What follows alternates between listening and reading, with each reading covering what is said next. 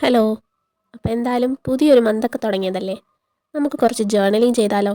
Journal എന്നൊക്കെ പറയുമ്പോൾ ഞാൻ എൻ്റെ ഒരു പഴയ ഡയറിയിലാണ് ജേർണൽസൊക്കെ ചെയ്യാറ്.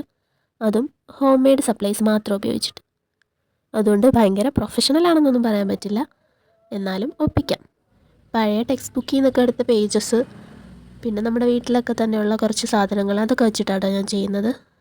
ഈ സമയമൊക്കെ എത്ര പെട്ടെന്നല്ലേ കടന്നു പോകുന്നത്. ഈ വർഷം തുടങ്ങിയത് മാത്രം ഓർമ്മയുണ്ട്. അതിനിടയ്ക്ക് ഏപ്രിലുമായി. ഏപ്രിലിലേക്ക് പറ്റിയ ഒരു കവർ പേജാട്ടോ ഞാൻ ഇന്ന് ചെയ്യുന്നത്. അപ്പോൾ എല്ലാവർക്കും ഇഷ്ടമാവുകയാണെങ്കിൽ ലൈക്കും കമൻറ്റും ഒക്കെ ചെയ്യാം. നമ്മുടെ വീഡിയോസിലൊന്നും അങ്ങനെ കമൻസ് ഒന്നും വരാറേ ഇല്ല.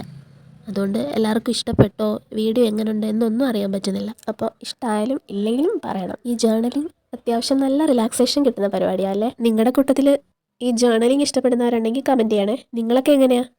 ഹോം മെയ്ഡ് സപ്ലൈസ് കൊണ്ടാണോ അതോ പുറത്തുനിന്ന് വാങ്ങുന്ന ജേർണൽ സപ്ലൈസ് കൊണ്ടാണോ ജേർണലിംഗ് ഒക്കെ ചെയ്യാൻ ആഗ്രഹം ഉണ്ടായിട്ടും ജേർണൽ സപ്ലൈസ് ഒന്നും ഇല്ലാത്തതുകൊണ്ട് മാത്രം ചെയ്യാത്ത കുറേ പേരുണ്ടാവുമെന്ന് എനിക്കറിയാം.